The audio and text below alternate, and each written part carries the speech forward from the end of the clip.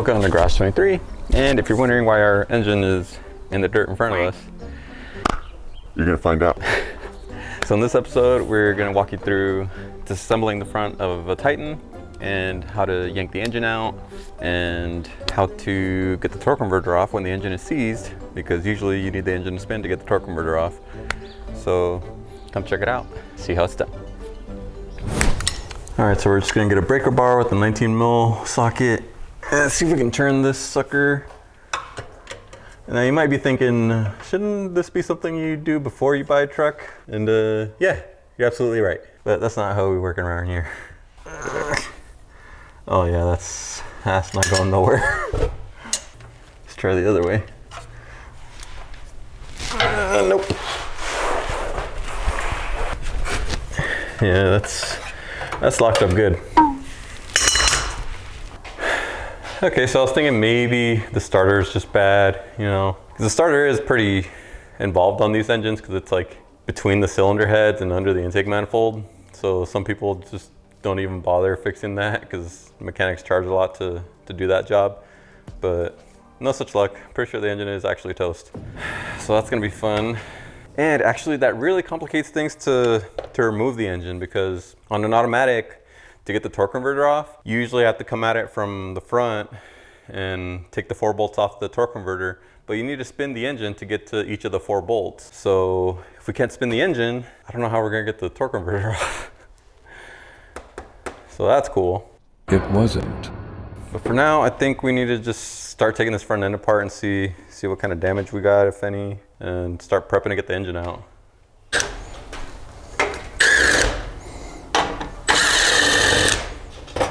Yeah, finally upgraded our drill and driver to Milwaukee stuff. So that's the last of the cobalt junk out of here. And this one's particularly nice because it has like a sheet metal screw setting. Whee! So you can lose your screw like that.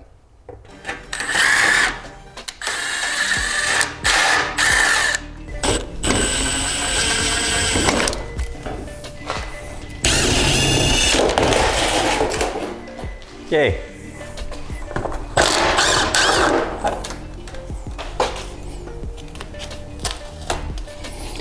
And no off-road truck build will be complete without duct tape, of course.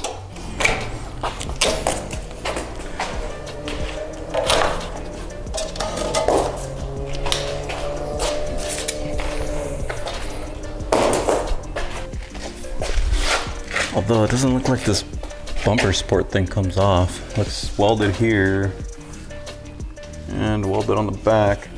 That kind of sucks. I was hoping this whole front thing would come apart to make it easier to get the engine out, but no such luck.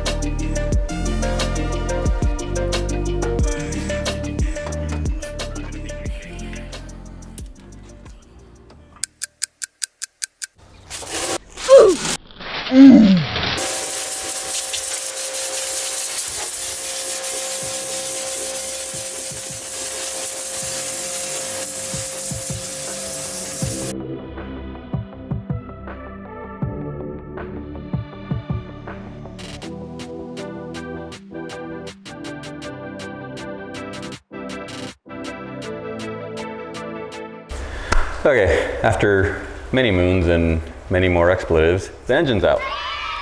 One of the bigger issues that we have now is that the torque converter is still on this engine, and this engine is seized. Thus, we can't rotate the torque converter to get to the 4 bolts behind it to remove it from this engine, because we need it on our new engine, which, as you can see, is very torque converter-less.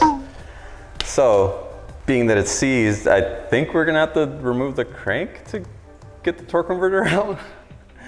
That might be a whole lot of extra work. I already tried kind of wedging a wrench in between the trigger wheel and the ring gear, but you can only really fit a crescent wrench in there and it just immediately starts to slip. So I don't wanna risk damaging those bolts because that's gonna make an even bigger headache if we happen to strip them. So I'm just gonna go a long way and try to take as much stuff apart and see if we can get it out that way.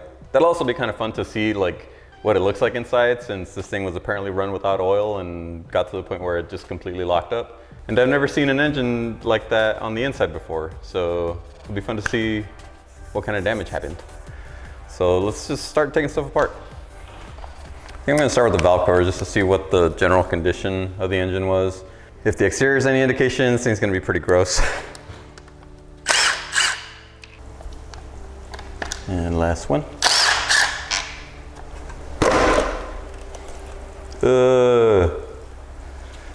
Dude, that's gross. There's actual sludge. I thought that was a myth. I don't think this thing's ever even had an oil change. Jesus. I mean, the cams don't look terribly worn. Obviously there's varnish on them, but like the primary surfaces still look pretty shiny. The valve buckets look okay too. But yeah, whenever it's this dark, this is a clear indication that this thing did not have regular service intervals. I mean, this thing probably went like, 10, 20,000 miles without an oil change or something. Let me get these knock sensors off.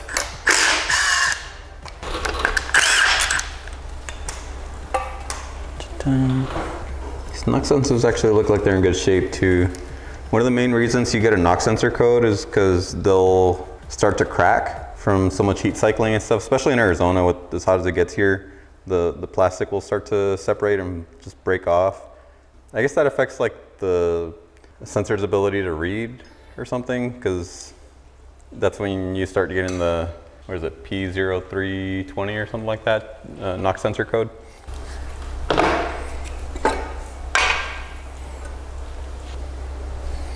At least most of the water in here didn't look too rusty.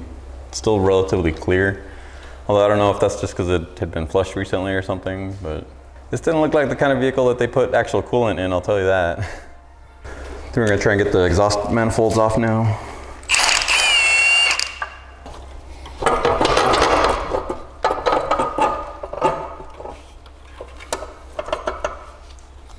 You seriously gotta remove the motor mount to get the header off?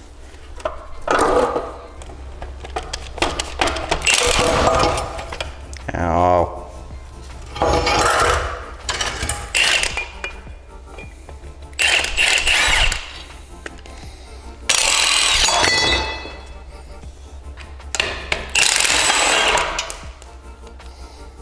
And we didn't break any studs.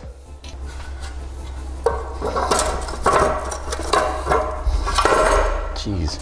Imagine having to do headers on the vehicle with this thing. It's gotta suck. Thread your header through the frickin' dipstick. Or I guess you could probably try and remove the dipstick and install it through the header. That'd probably be easier. It was a bad idea. Doesn't look like it. Oh, that's great. Oh no, let's put it back, put it back, put it back. Okay. Our other valve cover also equally gross.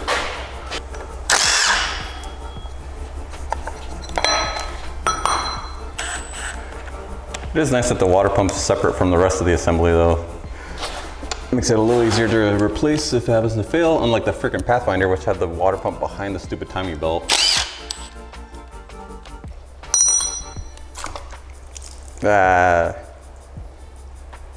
Not too bad, whatever.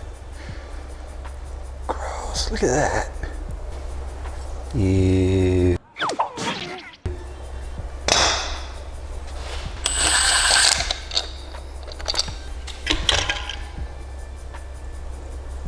Interesting.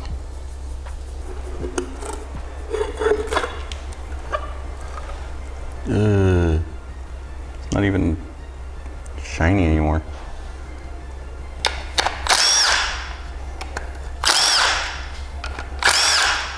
So it's interesting that these covers are so big because there's no need for any of that clearance behind here. These bolts are like well behind this face of the inner timing cover, so I'm not sure why they're like that. The newer models, like I think 08 and up, they have the variable cam timing stuff on the front, so that makes sense why they'd be a little bigger, but these don't. And if you've ever seen like some of the race engines that Nissan uses, like in the Australian supercar series or something like that, they have like these really cool CNC machine flat plates on the front instead of these things. It'd be nice to see if we can make something like that later, but not right now.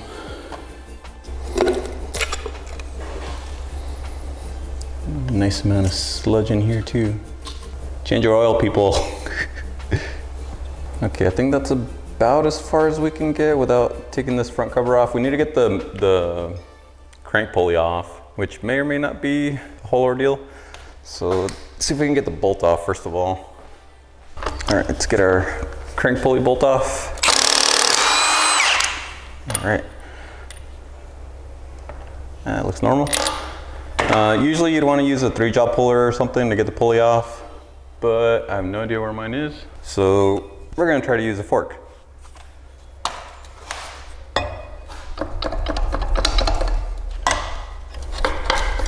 Obviously you probably don't want to do it this way if you care about the engine at all, but this thing's pretty much a paperweight, so we're just going for it.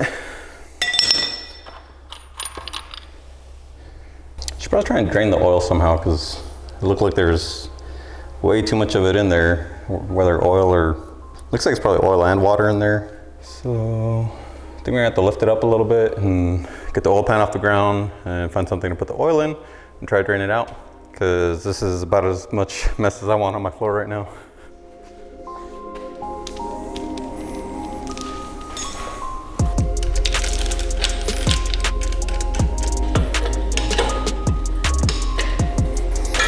So I had this little bucket ready to empty the oil into, but considering we pulled out the dipstick here and oil started gushing out, I don't think this is gonna be enough.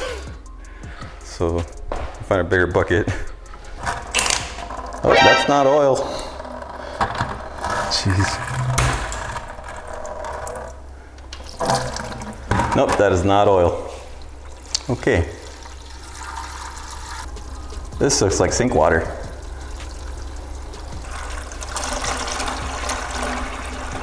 There we go, there's the oil. And so the water is at the bottom because oil is lighter than water, so it completely separated it in there.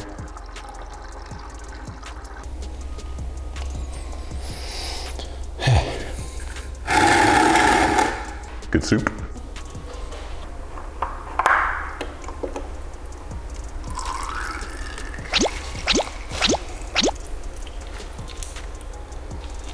Everyone at home watching with an HOA is just like cringing.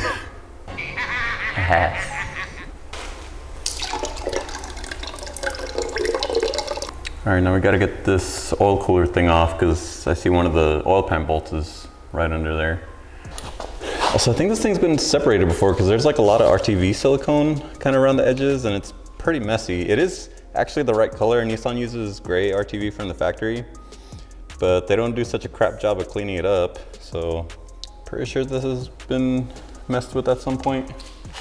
Okay, so quick pro tip for you guys. Most Nissans have this exact oil cooler on them where the oil filter goes. And occasionally, like we had with our 350Z when we first got it, you'll have an oil leak here, which this one kind of looks like it had at that one point, or probably still did, because you see all the sludge built up on the back here. There's a seal behind here that seals it to the oil pan.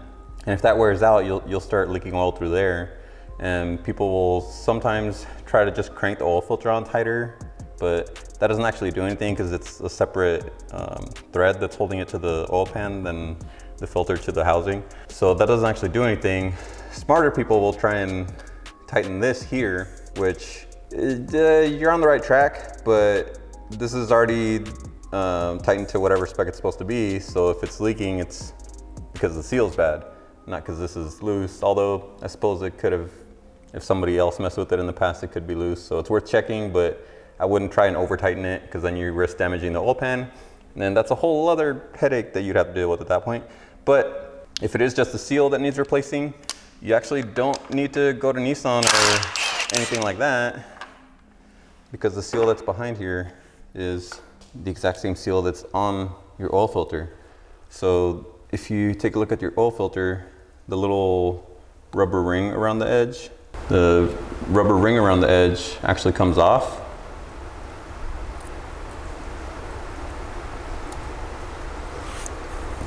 And chances are whatever oil filter you pulled off, if it's been changed recently, this seal is going to be in better condition than whatever's behind here.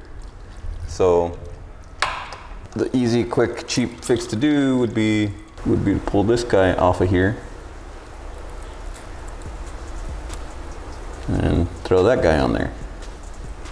And you'd be done, but we don't need to do that, so moving on. All right, now I think I want to try and get this front timing cover off. And it's usually just a bunch of 10mm bolts, but they may or may not be covered in sludge, so check thoroughly.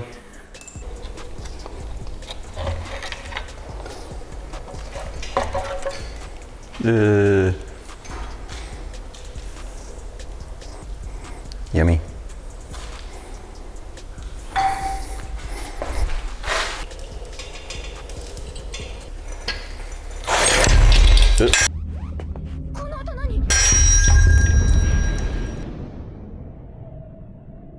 That's one way. Probably about to make a bigger mess, but I don't have a free engine stand at the moment, so whatever.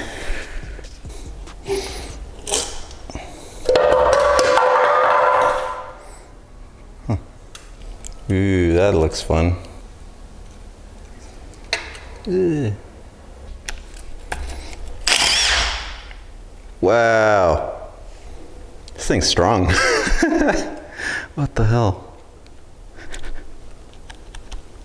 I've never seen that before. Okay, I hope that comes out. Okay. Alrighty then.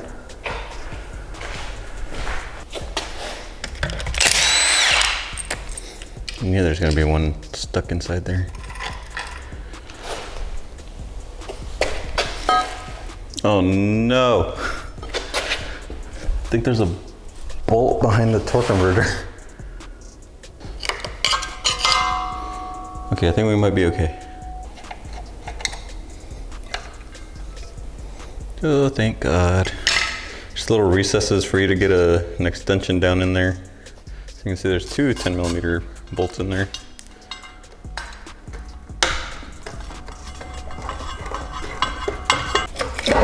There we go. I thought it was where they were prying on this end and it was lifting up from that end. You guys want to keep an eye out for stuff like that. Oh, that would be why the engine's locked up. Yeah, looks like most of the cylinders were parted in a little too hard. There's lots of confetti. Hopefully we can still get the main caps off and just... It's too mangled in there to expect to get everything out in one piece, so I don't think that's gonna happen, but I'm just hoping that if we get all the main caps off, that'll give us enough leverage to move the torque converter and be able to get to the rest of the bolts on that. Okay, now we're gonna try and get the main caps off. And one of the awesome things about the VK56 engine is that it's a 6-bolt main engine. Not that it does a whole lot of good if you don't have any oil in the stupid thing, so whatever, but there's actually 2 more main cap bolts on the sides of the engine here. So there's a proper order, which we'll probably put on the screen here somewhere, but I don't care about this engine. It's obviously garbage. So I'm just gonna loosen all the bolts however. But if you were gonna reuse this, you'd wanna remove them in the proper order and stuff. So, which I'm assuming is probably gonna be the same. Like I'm just gonna work my way outward in.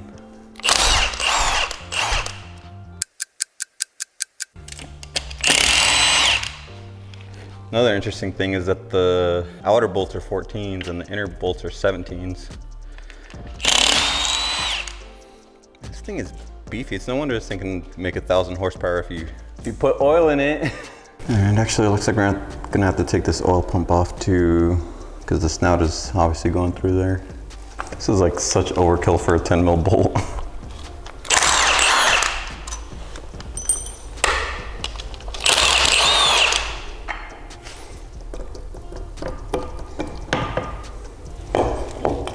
Ta-da.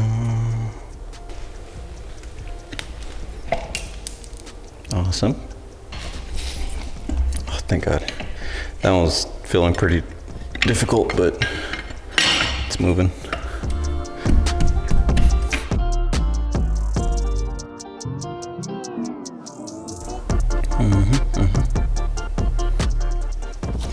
Once again, not the proper way to do this.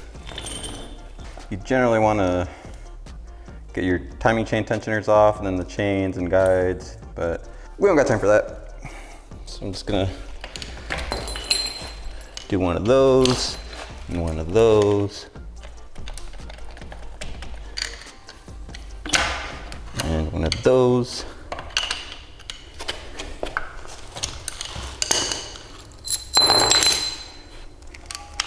And then voila. I'd have to at least try to get some of these rod bolts out, which I don't think we're gonna get a whole lot of them, but. Or we could try a sledgehammer. Sledgehammer? Oh, please be my guest. Sledgehammer.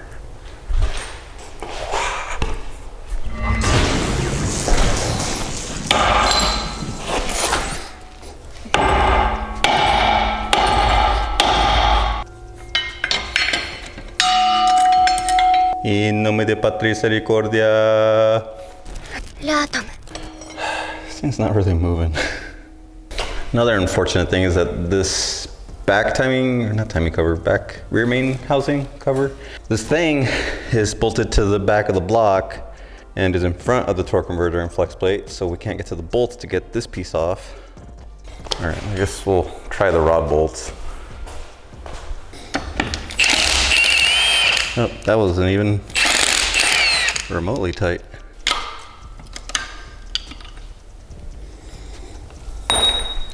Oh, yeah, there's on here. Oh, yeah. That is not what your rod bearings are supposed to look like. Oh, there we go. It's still there at least.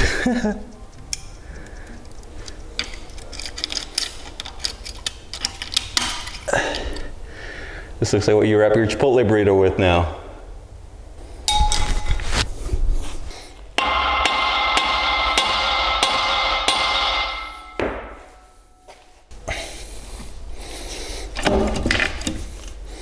Actually, it might help if we get those out of the way.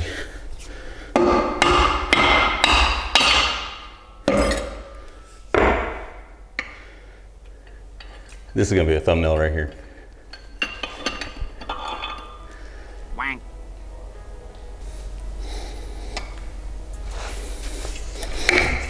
Yo.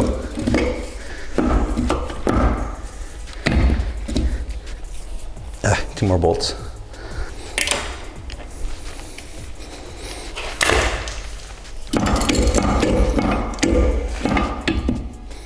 I see the problem. Doctor, doctor.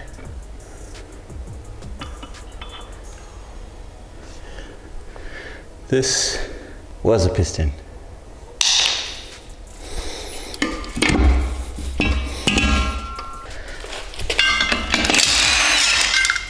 And just like that.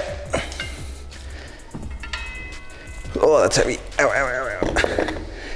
Oh, my back. Yeah.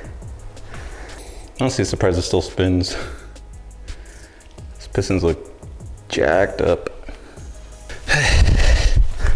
Okay. That was a whole lot of extra work, but I'm glad that's over. That's pretty much how you get your torque converter off if your engine is seized up. Unless you want to try and risk rounding off the bolts with a crescent wrench. That was probably the safest way I could think of doing this. Because now we can put this on our new engine and should be good to go once we get this all cleaned up, do some maintenance on it, and get it dropped back in the Titan. So that's gonna be it for this week. Come check out next week when we're gonna do all that maintenance stuff on this engine and get it prepped and ready to go in the Titan. But for now, remember, always do your best, and see you guys next time. できなかった人はちゃんと復習するようにね。